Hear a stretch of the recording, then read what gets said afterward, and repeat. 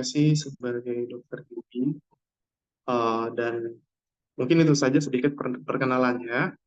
Dan momen ini kita mau pergunakan untuk sama-sama belajar dari kebenaran firman Tuhan.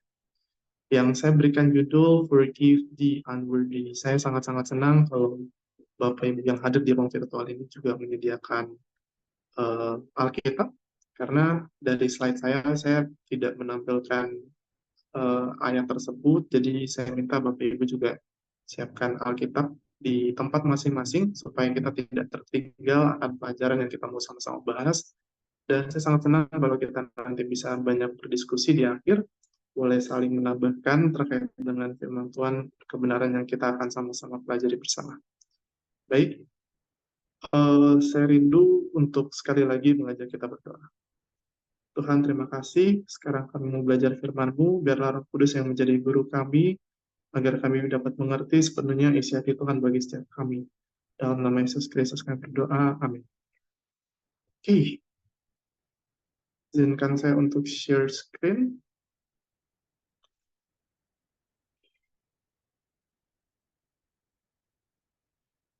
Oke, kita akan belajar mengenai forgive the unworthy. Kita belajar tentang pengampunan secara menyeluruh, secara detail dari firman Tuhan Alkitab. Pernahkah kita mengalami suatu titik di mana kita sulit mengampuni orang? Adakah saat ini, mungkin detik ini, yang kita rasa ini secara kemanusiaan, secara manusiawi itu mustahil buat ngampunin orang yang kayak gini. Sebentar, saya tutup itu. Oke, pernahkah kita mengalami hal yang demikian ketika ada satu atau orang yang kita rasa nggak layak buat diampuni karena begitu besarnya perbuatan jahat yang dia buat sama kita, bisa bisa jadi mungkin kasus pembunuhan, kasus kekerasan, pemerkosaan, pembulian, mempermalukan harga diri, abusive things, trauma di masa lalu, pengkhianatan dan seterusnya. Boleh kita jawab masing-masing, atau mungkin saya mau bertanya di titik ini, mungkin ada nggak orang yang Bapak Ibu teman-teman saat ini benci banget, kayaknya kalau ngeliat wajahnya aja lewat di sosial media tuh rasanya dengki, iri. Saya pengen Bapak Ibu coba untuk imajinasikan ataupun membayangkan Bapak Ibu berhadapan dengan orang tersebut seperti itu. Rasanya pasti secara kedagingan kita tuh sebel, kesel, pengen menghindar dengan orang-orang yang seperti itu. Tapi kita mau belajar hari ini mengenai hal tersebut. Ini satu firman Tuhan yang secara pribadi memberkati saya. Saya merenungkan dan saya mengamini bahwa secara kedagingan manusia tuh mengampuni itu hal yang nggak mudah. Karena ya sebagai orang berdosa, kita berinteraksi tiap hari itu cenderung buat saling menyakiti satu sama lain. Nah, jadi kita mau belajar tentang hal tersebut dari perspektif Alkitab, apa yang Alkitab katakan. Nah, berbicara mengenai pengampunan, mengapa firman ini menjadi begitu penting? Kalau kita baca di ayat Alkitab di Matius pasal 6, ayat 14 sampai 15, mungkin ada yang bisa bantu saya untuk membacakannya. Matius 6, ayat 14 sampai 15.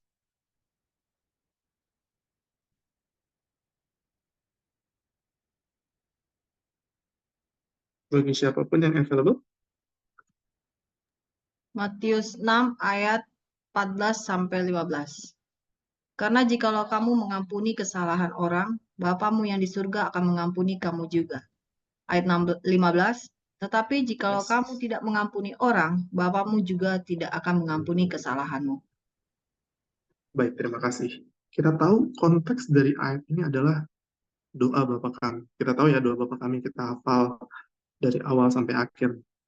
Tapi mengenai doa Bapa kami, Yesus meng-highlight satu bagian dari doa Bapa kami, yaitu tentang mengampuni. Isi doanya adalah, dan ampunilah kesalahan kami, seperti kami juga mengampuni orang yang bersalah kepada kami.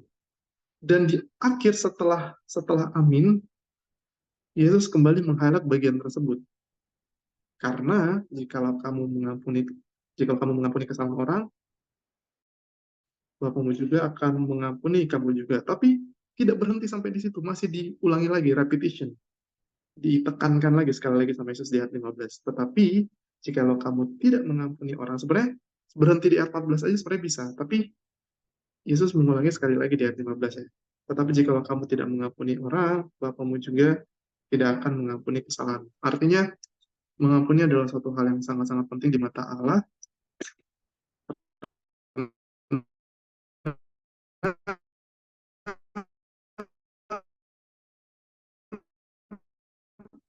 Tuhan pengen kita mengampuni sebagaimana kita telah diampuni. Sebenarnya kita sendiri, dan kita akan mempelajari zaman Yesus sendiri, ketika kita kembali ke sejarah pada saat itu, orang Yahudi, ahli Taurat, pada konteks zaman tersebut, ahli Taurat tuh mengajarkan bahwa pengampunan tuh batasnya tuh 3 kali. Itu berdasarkan interpretasi yang salah terhadap ayat Amos 1 ayat 3. Kalau kita lihat ya, Amos 1 ayat 3, di situ mereka mensalah interpretasikan ayat tersebut, sehingga ahli Taurat berpendapat dan mengajarkan batas pengampunan tuh 3 kali. Jadi kalau orang tuh udah bersalah 1 kali, 2 kali, 3 kali, terus nanti dia ulangi lagi. Nah itu kamu boleh balas. Itu nggak salah untuk membalaskan kesalahan orang yang salahnya itu udah kelewat batas sampai seperti itu. Nah, jadi itu yang terkenal pada saat itu. Nah, tapi kita mau lihat di satu perikop ketika Yesus berbicara soal mengampuni, kita mau buka satu ayat di Matius 18 ayat 21 sampai 35.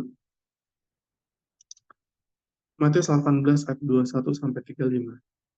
Oke, saya akan membacakan Matius 18 ayat 21 sampai 35 di bawah perikop perumpamaan tentang pengampunan. Ayat 21 firman Tuhan berkata, "Kemudian datanglah Petrus dan berkata kepada Yesus, 'Tuhan, sampai berapa kali aku harus mengampuni saudaraku jika ia berbuat dosa terhadap aku? Sampai 7 kali?' Tanda tanya." Nah, kalau kita bandingkan dengan slide ini, dengan konteks sejarah tersebut, Petrus bikin level yang lebih tinggi daripada ahli Taurat dan orang Yahudi pada saat itu. Kalau ahli Taurat dan orang Yahudi pada saat itu level mengampuninya tuh 3 kali, Petrus tuh levelnya lebih tinggi. Nanyanya tuh bukan 3, tapi dia tanya 7. Sampai 7 kali, tanda tanya. Tapi jawaban Yesus menarik. Yesus berkata kepadanya, bukan. Jadi bukan 7 kali. Bukan. Aku berkata kepadamu, bukan sampai 7 kali, melainkan sampai 70 kali 7 kali. Jadi artinya levelnya orang Yahudi itu salah, levelnya Petrus juga salah. Level yang benar adalah 70 kali 7 kali. Apa artinya mengampuni 70 kali 7 kali? Itu dijelaskan dalam cerita di bawahnya dari ayat 23 sampai ayat yang ke-35. Oke? Nah, mari kita simak sama-sama. Saya akan membacakan. Saya rindu untuk kita fokus. Nanti saya akan bertanya beberapa hal mengenai perikop ini. Oke? Nah, saya akan membacakan dari sini. Bapak Ibu boleh ikuti. Dan pertanyaan saya dalam perikop yang akan saya bacakan ini ada 2. Boleh dicatat. Ada 2 pertanyaan saya. Pertama, pertanyaannya adalah ada berapa tokoh di cerita ini? Lalu pertanyaan kedua, bagaimana karakter dan tabiat dari setiap tokoh yang di ayat 23 sampai ayat 35. Oke? Oke, saya akan mulai bacakan dari sini. Bapak Ibu boleh ikuti di tempat masing-masing. Ayat 23. Sebab hal kerajaan sorga seumpama seperti seorang raja yang hendak mengadakan perhitungan dengan hamba-hambanya. Setelah ia mulai mengadakan perhitungan itu, dihadapkanlah kepadanya seorang yang berhutang 10.000 talenta. Tetapi karena orang itu tidak mampu melunaskan hutangnya, raja itu memerintahkan supaya ia dijual beserta anak istrinya dan segala miliknya untuk membayar hutangnya. 26. Maka sujudlah hamba itu menyembah dia, katanya, Sabarlah dahulu, segala hutangku akan kulunaskan. Lalu tergeraklah hati raja itu oleh belas kasihan akan hamba itu, sehingga ia membebaskan dan menghapuskan hutangnya. Tetapi ketika hamba itu keluar, ia bertemu dengan seorang hamba lain yang berhutang 100 dinar kepadanya. Ia menangkap dan mencekik kawannya itu, katanya, bayar hutang. Maka sujudlah kawannya itu dan memohon kepadanya, sabar, sabarlah dahulu, hutangku itu akan kulunaskan. Tetapi ia menolak dan menyerahkan kawannya itu ke dalam penjara sampai dilunaskannya hutangnya. Melihat hal itu, kawan-kawannya yang lain sangat sedih, lalu menyampaikan segala yang terjadi kepada tuan mereka. Raja itu menyuruh memanggil orang itu dan berkata kepadanya, hai hamba yang jahat, seluruh hutangmu telah kuhapuskan karena engkau memohonkannya kepadaku. Bukankah engkau pun harus mengasihani kawanmu seperti aku telah mengasihani engkau? Maka marahlah tuannya itu dan menyerahkannya kepada Algojo-Algojo sampai ia melunaskan seluruh hutangnya. Ayat 35, maka Bapakku yang di sorga akan berbuat demikian juga terhadap kamu apabila kamu masing-masing tidak mengampuni saudaramu dengan segenap hati. Baik, kembali ke pertanyaan, Bapak Ibu boleh buka mic atau boleh mencatat di kolom chat Zoom, boleh jawab saya. Siapa saja tokoh di cerita ini? Ada berapa dan siapa saja tokoh di dalam cerita ini? Ada yang boleh jawab? Siapa saja tokoh yang ada dalam cerita ini?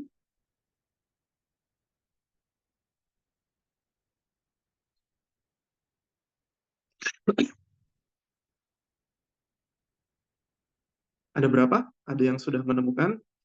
Atau boleh ditulis satu-satu tokohnya?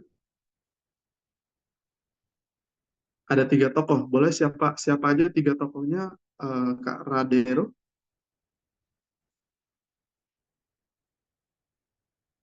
Oke, saya bantu. Jadi ada kalau kalau di sini ada seorang raja. Oke, itu yang pertama. Tokoh yang pertama raja. Tokoh yang kedua adalah kita sebut sebagai Tuan A. Seorang tuan, kita sebut saja Tuan A, yang punya hutang sama raja. Berapa hutangnya? 10.000 talenta. Benar ya? Oke, raja, tokoh pertama. Tokoh kedua adalah Tuan A, dan Tuan A ini kita bisa tahu dari Alkitab, dia punya hutang kepada raja sebesar 10.000 talenta. Oke? Nah, Tuan A punya hutang ke raja 10.000 talenta.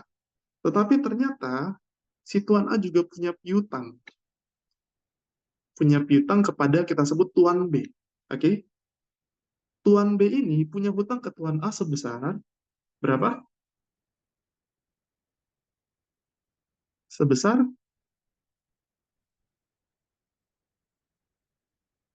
sebesar berapa?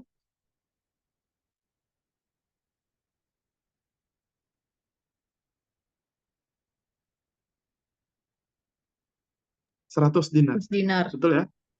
Nah, perhatikan ada perbedaan di sini. Yang satu 10.000 talenta, satuannya talenta. Sementara Tuan B punya utang ke si Tuan A adalah 100 dinar, bukan talenta tapi dinar. Oke. Lalu tokoh lainnya ada ya teman-teman ya kawan-kawan yang akhirnya menyerahkan, yang melaporkan ke raja, dan akhirnya si Tuan A dihukum sama si raja. Oke. Nah, pertanyaan berikutnya, bagaimana sifat atau tabiat dari ketiga tokoh ini? Raja, lalu Tuan A, lalu Tuan B. Apa yang kita bisa lihat dari perikop ini sih tentang karakter raja? Ada yang bisa bantu saya? Bagaimana karakter raja yang digambarkan dalam perumpamaan? Mengampuni. Mengampuni. Oke, betul sekali. Jadi dia mengampuni si Tuan A ya, si Tuan A ini punya hutang yang gede banget, bahkan saking gedenya, ayat 25 bilang, dia harus dijual. Bukan cuma dia, tapi anak istrinya dan segala miliknya itu harus dijual untuk melunasi 10.000 talenta. Artinya 10.000 talenta ini nominal yang besar sekali. Senilai harga ya dirinya, anaknya, istrinya, dan itu pun juga belum cukup sebenarnya buat melunasi hutangnya. Nanti kita akan lihat seberapa gede sih 10.000 talenta. Jadi tadi betul, raja punya sifat mengampuni. Selain itu, dia juga adalah raja yang adil. Kita bisa lihat ya, ketika si Tuan A ini menunjukkan sikap yang demikian, akhirnya si Tuan A menerima hukuman, menunjukkan bahwa raja adalah sosok yang adil. Kemudian bagaimana dengan Tuan A? Saya mau memastikan kita semua paham tentang cerita ini. Bagaimana karakter atau tabiat dari si Tuan A menurut perikop ini? Ada yang boleh bantu saya? Gimana karakter Tuan A?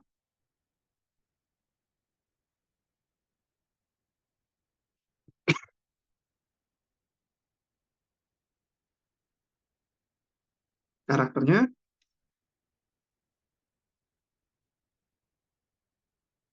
egois. Ya, karena dia sudah dihapuskan utangnya, tapi dia tidak mau untuk menunjukkan belas kasihan yang sama kepada si Tuan B. Kita bisa bilang, tuh, kalau kita baca ini, Tuan A itu egois, tidak tahu berterima kasih, lupa diri, dia harusnya udah nggak punya hidup lagi setelah misalkan si raja tidak berbelas kasihan, itu Tuan A udah nggak punya kehidupan. Tapi dia memperlakukan Tuan B dalam cara yang sangat jauh berbeda dari apa yang raja lakukan terhadap Tuan A. Kita bisa bilang Tuan A ini sebagai orang yang bengis, dia cekek, dia hajar si Tuan B, diperas, minta supaya utangnya dilunasi. Padahal di cerita ini juga dijelaskan, waktu si Tuan A ini harus bayar utang, si Tuan A minta kompensasi waktu sama raja. Tapi yang raja kasih bukan cuma sekedar kompensasi waktu, tapi lebih jauh lagi, raja lunasin semua mau utangnya yang 10.000 talenta. Jadi kita bisa lihat Tuan A itu tidak tahu berterima kasih, egois, kejam. Nah, jadi ini seperti yang tadi saya bilang, perikop ini menjelaskan apa artinya mengampuni 70 kali 7 kali. Mengampuni 70 kali 7 kali itu bukan berarti matematika 70 kali 7 sama dengan 490. Tidak. Berdasarkan numerologi Alkitab, 70 kali 7, angka 7 itu berarti angka sempurna, artinya Tuhan sedang mengajarkan tanpa batas. Oke? Okay? Nah, dari cerita ini saya mau meng-highlight tentang nominal hutang yang dimiliki oleh Tuan A dan juga Tuan B. Bapak Ibu tahu, 10.000 talenta dan 100 dinar itu jomplang banget. Nah, kita lihat berapa harga 10.000 talenta. Jadi, kalau menurut sejarah mata uang, satu talenta itu harganya dengan upah 20 tahun kerja. Artinya satu talenta itu nominal yang gede banget. Saya ambil misalkan UMR terendah. Ini bukan UMR lagi sih sebenarnya. Kayaknya udah nggak ada yang UMR-nya 2 juta. Tapi kita ambillah 2 juta. Kalau kita ambilkan misalkan upah sekarang kita, UMR kita itu sebulan itu 2 juta, maka kalau dikalikan 12 bulan dan 20 tahun, artinya satu talenta itu nominalnya 480 juta. Itu dengan catatan UMR 2 juta rupiah. Kalau misalkan UMR 4 juta, ya kita tinggal kalikan 2. Tapi kita ambil angka kecilnya, 480 juta. Jika kita kalikan dengan 10.000 talenta, artinya nominal 10.000 talenta itu 4,8 triliun rupiah, atau setara dengan upah kerja selama 200.000 tahun. Itu jumlah hutang Tuan A terhadap raja. Itu sebabnya tidak heran kalau dengan hutang seperti ini, dia harus dijual beserta istrinya, beserta anaknya, dan itu pun juga nggak cukup untuk melunasi hutangnya terhadap si raja. Artinya ini nominal yang besar sekali. Ini saya ambil nominal terkecil, kurang lebih sekitar mungkin per hari ini dengan UMR Jakarta Bisa jadi sekitar hampir 10 triliun rupiah. Lalu berapa harga 100 dinar? Berapa sih utangnya Tuan B ke si Tuan A? Jadi si Tuan B punya utang nominalnya tuh 100 dinar. Kalau sejarah mata uang, 1 dinar itu adalah upah sehari kerja. Jadi kalau misalkan kita kerja sebulan 20 hari dengan UMR 2 juta rupiah, misalkan dengan derajat yang sama tadi, maka 100 dinar itu sekitar ya kurang lebih 10 juta rupiah. Itulah nominal hutang Tuan B ke Tuan A. Bisa lihat ya jomplangnya nominal hutang Tuan B terhadap Tuan A dibandingkan Tuan A terhadap Raja. Itu jomplangnya jomplang banget gitu. 10 juta rupiah dibanding 4,8 triliun rupiah. Itu jomplang sekali.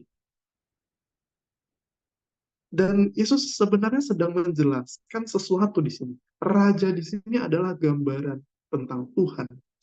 Tuan A ini adalah gambaran tentang diri kita ketika kita tidak mau mengampuni orang lain. Ketika kita tidak mau mengampuni orang lain, kita seperti Tuan A, persis. Kita lupa bahwa kita punya kesalahan terhadap Raja, terhadap Tuhan. Itu jauh lebih besar daripada orang lain buat salah sama kita. Perbandingannya seperti 100 dinar dibanding 10.000 talenta. Jauh sekali. Jadi sebenarnya yang unworthy di sini, yang sebenarnya nggak layak diampuni ini bukan Tuhan B, tapi Tuhan A. Betul? Yang unworthy di sini, saya ulang sekali lagi, yang sebenarnya tidak layak diampuni itu bukan Tuhan B, melainkan Tuhan A. Kalau dari segi nominal hutang di sini. Jadi, itu sedang menggambarkan satu pelajaran, boleh dicatat, bahwa mengampuni sesama manusia haruslah dimulai dari menyadari keberdosaan kita di hadapan Allah. Saya ulangi sekali lagi, mengampuni orang yang bersalah sama kita harus dimulai dari menyadari keberdosaan kita di hadapan Allah. Berapa banyak dosa kita sama Tuhan? Bisa kita hitung? Saya berandai-andai, katakanlah kita buat salah sama Tuhan 3 kali sehari. Itu sedikit ya. Pasti dosa kita tuh 3 tuh sedikit banget kalau sehari ya. Tapi katakanlah 3 kali sehari. Seumur hidup rata-rata. Lalu misalkan umur saya, atau misalkan umur Bapak Ibu ya, misalkan 40 tahun. 3 kali sehari dikali 365 artinya 1.000 setahun. 1.000 dosa setahun dikalikan 40 tahun, artinya 40.000 dosa sama Tuhan. Itu rata-rata kalau rata-rata 1 hari 3 dosa. 1 dosa saja upahnya itu sudah mau. Satu dosa saja tidak bisa dibayarkan dengan kebaikan. 1 dosa saja sudah cukup untuk membawa kita mati kekal. Gimana dengan 40.000 dosa? Bisa kita bayar upah dosa tersebut? Tentu tidak bisa. Itulah jumlah kesalahan kita sama Tuhan yang kita tuh nggak sadar. Dan artinya begini, ketika kita di-challenge untuk mengampuni orang yang bersalah sama kita, secara kedagingan kita nggak sanggup. Tapi lewat cerita ini, Tuhan tuntut kita untuk ingat kisah Tuhan A. Ketika kita tidak mengampuni sesama, kita lupa bahwa kita adalah orang yang jauh lebih bersalah terhadap Tuhan. Dan sebenarnya yang tidak layak diampuni itu bukan sesama manusia yang bersalah sama kita, melainkan yang nggak layak buat diampuni sebenarnya kita di hadapan Tuhan. Karena jumlah kesalahan kita sama Tuhan itu jauh lebih besar daripada orang yang buat salah sama kita. Sedemikianlah gambaran besarnya hutang dosa kita kepada Tuhan. Mustahil untuk kita bayar lunas dengan apapun juga. Kita dapat terbebas dari hutang tersebut. Sekali lagi, mengampuni sesama manusia haruslah dimulai dari menyadari keberdosaan kita di hadapan Allah. Dan kita harus berkaca di bawah kaki salib Kristus untuk bisa mengampuni orang yang bersalah sama kita. Berbicara mengenai mengampuni, ada satu ayat di dalam Kolose 3 ayat 18. Boleh salah satu boleh bantu saya untuk membaca. Saya tidak tampilkan Kolose 3 ayat 13.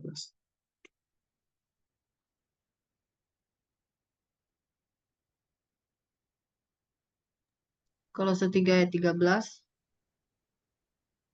sabarlah kamu seorang terhadap yang lain, dan ampunilah seorang akan yang lain, apabila yang seorang menaruh dendam terhadap yang lain, sama seperti Tuhan telah mengampuni kamu. Kamu perbuat jugalah demikian. Baik, ayat ini sangat-sangat sejalan dengan cerita Tuhan A tadi, bahwa kita dituntut untuk mengampuni sesama, bukan karena si sesama ini layak diampuni. Tidak. Bukan karena si sesama ini layak buat kita berikan pengampunan, melainkan kita mengampuni dia sebagaimana Tuhan telah perbuat sama kita. Jadi yang kita pandang dalam mengampuni sesama bukan perbuatannya dia, bukan juga bagaimana sikap dia ke kita, bukan, melainkan apa yang Allah sudah berbuat sama kita. Dan ketika kita menyadari betapa kita sudah bersalah, berdosa, dan gak layak sama Tuhan, maka kita akan melepaskan pengampunan kepada sesama dalam cara Tuhan sudah mengampuni kita. Kita ingat dua bapak kami yang tadi kita bahas di awal, ya. Kita mengampuni sebagaimana kita diampuni. Okay? We forgive others because God forgive us already. Kita mengampuni karena Allah sudah terlebih dahulu mengampuni kita. Jadi kuasa pengampunan yang berasal dari Tuhan adalah kuasa yang sama yang menyanggupkan kita mengampuni orang lain. Itu mungkin saya tidak tahu apakah mungkin saat ini ada bapak ibu punya saudara atau orang sekitar yang sulit banget untuk mengampuni ya. Tapi pelajaran ini satu teguran dan ajaran ajakan bagi kita untuk mengampuni dengan motivasi yang benar, bukan melihat dari orang tersebut, tapi melihat bagaimana keberdosaan kita di hadapan Tuhan dan bagaimana kebaikan Tuhan mau mengampuni kita. Saya bacakan di sini. Forgiving the unworthy is just how the way God forgive you already. Mengampuni orang yang tidak layak adalah cara yang sama Tuhan mengampuni kita terlebih dahulu gitu. Jadi sebenarnya dari cerita Tuhan tadi kita sadar bahwa yang tidak layak diampuni itu adalah diri kita sendiri sebenarnya di hadapan Tuhan. Tapi Tuhan tetap ampuni. Dan Tuhan memanggil kita untuk mengampuni orang yang bersalah sama kita karena kesalahan orang tersebut tidak lebih besar daripada kita punya kesalahan sama Tuhan.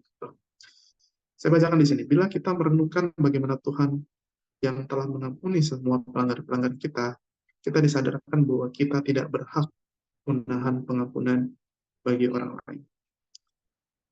Suatu pelajaran dari perumpamaan Tuhan A tadi, saya bacakan di sini. Orang-orang yang enggan mengampuni orang lain sebenarnya belum benar-benar menghargai nilai pengampunan Tuhan bagi diri mereka sendiri. Satu ayat dalam Ibrani 8 ayat 12, saya bacakan di sini. Ibrani 8 ayat 12, firman Tuhan berkata, sebab aku akan menaruh belas kasihan terhadap kesalahan mereka dan tidak lagi mengingat dosa-dosa mereka. Inilah cara Tuhan mengampuni. Dia mengampuni kita, dia berbelas kasihan sama kita, dan dia tidak lagi mengingat dosa-dosa mereka. Ketika saya membaca ayat ini, saya bertanya sesuatu. Apakah, kok di sini ayatnya bilang Tuhan nggak mengingat-ingat lagi dosa mereka? Bukankah di bagian ayat lain dikatakan bahwa di surga tuh ada buku catatan dosa, di mana dosa-dosa kita tuh dicatat detail, ya kan? Jam, menit, detik, perbuatan itu dicatat motifnya. Kok ayat ini bilang dia tidak mengingat-ingat lagi dosa-dosa mereka? Apa artinya ayat ini? Apakah berarti Tuhan itu pelupa atau amnesia, tidak tahu kita punya dosa? Jawabannya tidak. Tuhan tahu setiap dosa kita.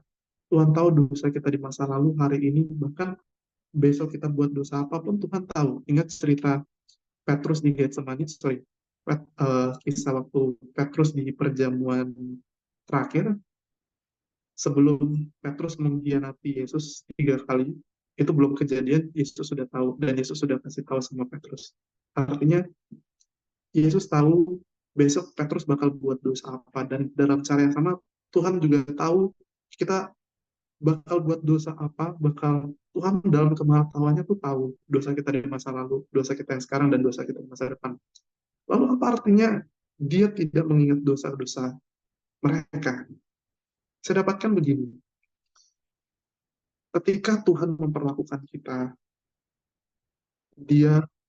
ketika kita menerima salib Kristus sebagai pengganti dosa-dosa kita, dia tidak mengingat-ingat lagi kesalahan kita. Artinya, dia memperlakukan kita seperti kita tidak buat dosa.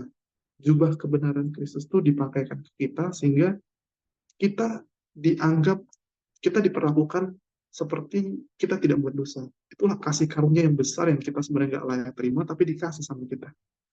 Tuhan mengampuni kita, bahkan dia memberikan janji kehidupan yang kekal, dia memberikan anak yang tunggal, dia memberikan surga, memberikan janji kedatangan. Itu semua adalah kasih karunia anugerah bagi kita yang dia berikan kepada kita orang berdosa dia.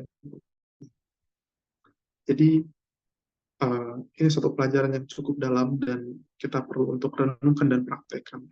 Saya mengharap bagian terakhir dari perumpamaan tadi tentang Tuan A, Tuan B. Di ayat terakhir, Tuhan Yesus mengharap poin ini. Tuhan Yesus ingin kita mengampuni dengan segenap hati. Kalau kita tidak mengampuni dengan segenap hati, maka kita tidak lebih baik dari Tuhan A. Kita tidak lebih baik dari Tuhan. Kita sama dengan Tuhan A ketika kita tidak mengampuni.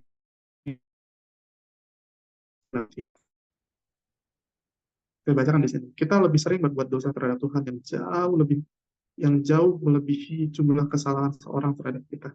Kalau Tuhan telah sedemikian mengampuni kita, bagaimana mungkin kita tidak dapat mengampuni orang yang bersalah sedikit saja terhadap kita? So, seperti halnya Tuhan, seperti yang tadi kita baca di Ibrani, He forgive and forget. Dia perlakukan kita seperti kita tidak buat dosa dalam sama. Kita mengampuni orang tersebut dan memperlakukan dia sebagaimana juga Tuhan mengasihi dan memperlakukan dia. Oke, jadi pengampunan yang kita ulurkan seharusnya tidak terbatas, sama seperti Tuhan juga mengampuni kita 70 kali 7 kali. Saya mengharap bagian ini, jadi ketika Tuhan menuntut ampunilah sesamamu 70 kali 7 kali, Tuhan sudah kasih teladan dua bagaimana dia mengampuni kita. Dia mengampuni kita 70 kali 7 kali. Dan dalam cara yang sama Tuhan tuntut kita untuk bisa melakukan itu kepada sesama kita, manusia.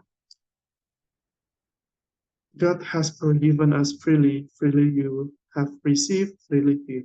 Sebagaimana kita telah menerima itu dengan cuma-cuma, maka kita memberikannya dengan cuma-cuma.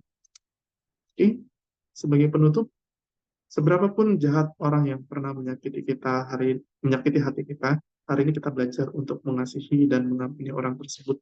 Sebagaimana Tuhan sudah terlebih dahulu mengampuni kita. Nah, ini satu quotes yang saya sangat-sangat suka, dikatakan begini. Cara terbaik mengasihi dan mengampuni seseorang adalah dengan merindukan pertobatan dan keselamatan. Cara terbaik mengasihi dan mengampuni orang adalah dengan merindukan pertobatannya dan keselamatan. Jadi ketika saya mengatakan saya mengasihi anak-anak saya, maka cara terbaik untuk mengasihi mereka adalah dengan merindukan keselamatan mereka. Ketika saya mengatakan saya mengasihi tetangga saya mengasihi orang tua saya, maka cara terbaik untuk mengasihi mereka adalah dengan merindukan keselamatan. Termasuk mengenai musuh. Yesus mengajarkan level kasihnya itu sampai kasihilah musuhmu. Sama hal prinsipnya. Cara terbaik mengasihi musuh kita adalah juga dengan merindukan keselamatan. Dan itu pun juga yang diteladankan oleh Yesus di kayu salib. Waktu musuh-musuhnya itu mengolok-olok dia, menelanjangi gitu kan, digantung segala macam. Apa isi doanya? Apa kutukan? Bukan. Bapa, ampunilah mereka, sebab mereka tidak tahu apa yang mereka perbuat. Jadi, mengasihi musuh itu adalah sesuatu yang Yesus teladankan. Dan kembali, cara terbaik untuk mengasihi musuh kita juga hal yang sama. Merindukan pertobatan dan keselamatan. Dalam cara pandang ini, semoga Tuhan akan menolong kita melawan kedagingan kita yang cenderung untuk pengen balas dendam, pengen untuk membalas hal yang negatif dengan hal yang negatif. Tetapi dengan pelajaran ini, kita boleh mengasihi seperti Tuhan mengasihi, kita boleh mengampuni sebagaimana Tuhan juga terlebih dahulu sudah mengampuni kita. Baik, Itu saja mungkin yang saya bisa bawakan. Saya kembalikan kepada host jika ada pertanyaan, sharing, atau apa. Terima kasih, Tuhan memberkati.